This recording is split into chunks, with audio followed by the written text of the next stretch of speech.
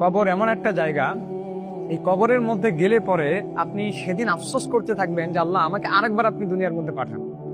কিয়ামতের ময়দানে হাসরের মাঠে আপনি আরেকবার আল্লাহ পাক রব্বুল আলামিনের কাছে আপনি বলবেন যে আল্লাহ আরেকবার এইবার যদি আমি দুনিয়ার মধ্যে যাই আর কোনো খারাপ কাজ করবো না। কিন্তু সেদিন আপনার কোনো চান্স দেওয়া হবে না।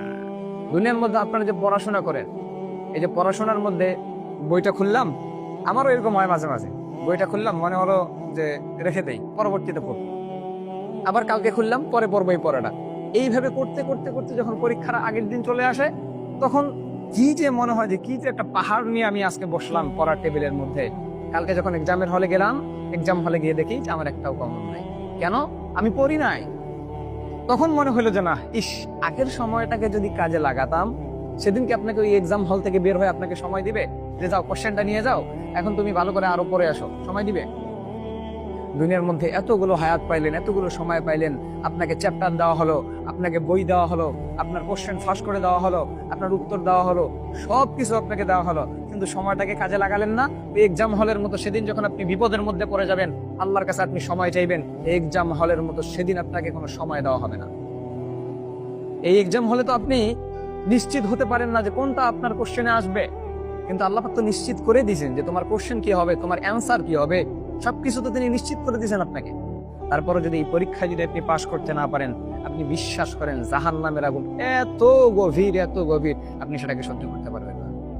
আপনি সেটাকে সহ্য করতে পারবেন না। আপনি একবার মরবেন, আবার আপনাকে জীবিত করা হবে, মরবেন, জীবিত করা হবে, মরবেন, জীবিত করা হবে। আর দুনিয়ার মধ্যে আপনি সফলতা খুঁজতেছেন, জাহান্নামের আগুন সম্পর্কে আপনার কোনো ভয় হয় না। রব্বে কারীম যে তাকে ভয় করতে বলছেন, এটাতে আপনার কোনো দ্বিধাবোধ আসে না। কিয়ামতের দিন যদি বিপদের কাঠগড়ায় দাঁড়িয়ে যান, সেদিন আপনার কোনো বাঁচার কোনো উপায় আপনি সেদিন খুঁজে পাবেন না। কেউ আপনাকে বাঁচাবে না। আপনার মা আপনাকে দেখে পালাবে, আপনার বাবা আপনাকে দেখে পালাবে, আপনার সন্তানাদি যাদের জন্য দুনিয়ার মধ্যে সব করছিলেন, তারা আপনাকে দেখে পালাবে। আপনার স্ত্রী, যাকে আপনি মনের থেকে সবচেয়ে বেশি ভালোবাসেন, আপনার জীবনের থেকে, স্ত্রীকে আপনি বলেন যে ইস, তোমাকে খুশি করার জন্য আমি 4টা এনে দিব, সবকিছু তোমার জন্য করবো, সেই স্ত্রী আপনার থেকে পালাবে। কি মনে করলেন আপনি?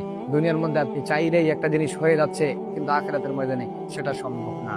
দুনিয়ার মধ্যে আপনি আপনার স্ত্রীকে খুশি করার জন্য চাপ এনে দিতে চাচ্ছেন, আপনার স্ত্রীকে খুশি করার জন্য আপনি সবসময় চিন্তা করেন যে কি করা যাবে, ফুল নিয়ে যাব, চকলেট নিয়ে যাব, কি নিয়ে যাওয়া যায়, কেক নিয়ে যাব, কিন্তু একটা বার যে আপনি কখনোই চিন্তা করলেন না যে আল্লাহ পাক রব্বুল আলামিনকে আমি কিভাবে খুশি করতে পারবো।